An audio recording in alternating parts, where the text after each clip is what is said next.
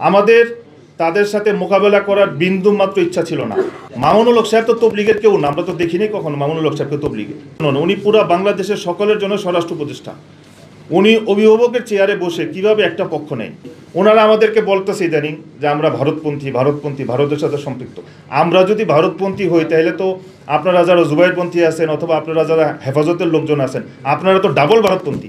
হলো মূল মাদ্রাসা, কিন্তু এখান থেকে আলাদা হয়ে দুই একজন উস্তাদ আলাদা হয়ে আরেকটা মাদ্রাসা তৈরি করলো। এখন আপনারাই বলেন মূল মাদ্রাসা কোনটা? আমাদের দাওয়াত ও তবলিগের মূল মার্কাজ হলো নিজামুদ্দিন, আপনাদের এলিমের মার্কাজ হলো দেওবন্দ। তা আপনারাও তো দেওবন্দের দিকে রুজু হচ্ছেন। এই বিক্ষোভ সমাবেশ করতেছে, সম্মেলন করতেছে, কথায় কথায় রাস্তায় ছাত্রদেরকে নামিয়ে দিচ্ছে, রাস্তায় গাড়ি ভাঙচুর করতেছে। তো এইগুলা তবলিগের সাথে, আমরা তবলিগের সাথীদের সিফতের সাথে এটা কখনোই যায় না। তো যাদের সাথে যায় এটা আপনারা বুঝে নেন কারা এটা করতেছে। আমাদের সাথীদের আক্রমণ হচ্ছে এবং কামারপাড়া ব্রিজের পাশে দেখবেন যে আইইউবিএটি যে ইউনিভার্সিটিটা, এই ইউনিভার্সিটির পাশে একটা মাদ্রাসা আছে ওনাদের।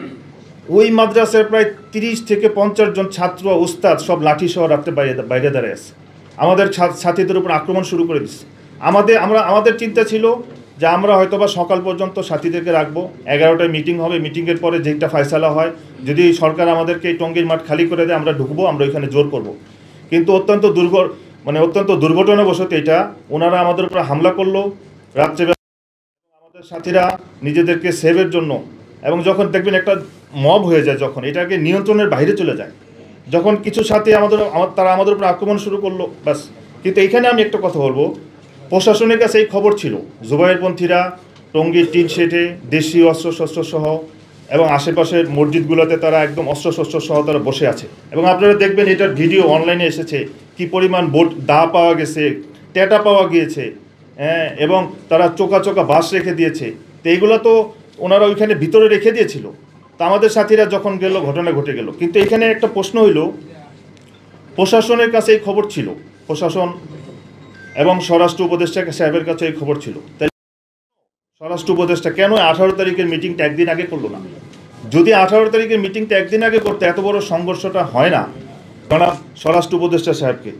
তো উনি সরাসরি বলতেছে অবশ্যই ওনাদেরকে আইনের আওতায় আনতে হবে, আমার ভাইয়েরা মামলা করুক, আমরা অ্যাকশনে যাব।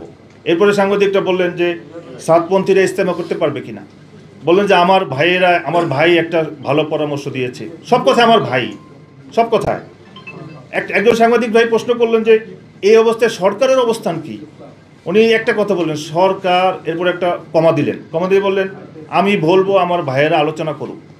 তো আমার ভাইয়েরা আলোচনা করে তো সমাধান করতে পারবে না। মাওলানা এই আগুনের মধ্যে পানি না ঢেলে কেরোসিন ঢালছে, উনি তো এই আগুনের মধ্যে পানি না ঢেলে অকটেন ঢালছে। এখন উনি তো তৃতীয় পক্ষ, উনি তো আগুন কেন জ্বালায় রাখছে, উনি সমাধান কিভাবে করবে? ওনার তো উচিত ছিল যে দুই ভাই মারামারি লাগছে, অভিভাবক এসে এখন মিলমিশ কিভাবে করা যায় ওইটার চেষ্টা করা। তবলিগের যে প্রতিষ্ঠানটা, এটা অরাজনৈতিক এবং অলাভজনক একটা প্রতিষ্ঠান। তবলিগলারা কখনো রাজনৈতিক ব্যানারেও যায় না, রাস্তায়ও যায় না, কারো বলে যে পদত্যাগও চায় না। কিন্তু আমরা কোনো শক্তির বড়াই দেখাই না। সর্বশক্তিমান তো আল্লাহ, ওয়া আলা কুল্লি শাইইন কদির। আল্লাহর থেকে বড় শক্তি কারো নাই। এজন্য ক্ষমতার বাহাদুরি বেশি দিন থাকে না। আমাদের সাথীরা জায়গায় জায়গায় জুলুম হচ্ছে, মারের শিকার হচ্ছে। আমরা মজলুম, তরকারি বিক্রি করে, মাছ বিক্রি করে, রিক্সা চালায় সাথীরা, এদের উপরে হামলা হচ্ছে। আল্লাহ তাআলা দেখতেছে। এজন্য দুনিয়াতে যদি শাস্তি নাও হয়, আখেরাতে কিন্তু কেউ ছাড়া পাবে না। এই জন্য আমরা তো মজলুমের বদদোয়া হইতে বাঁচিয়ে থাকিও, রাসূল সাল্লাল্লাহু আলাইহি ওয়াসাল্লাম বলেছেন। এবং মজলুমের বদদোয়া এবং আল্লাহ পাকের আরশের মধ্যে কোনো পর্দা থাকে না।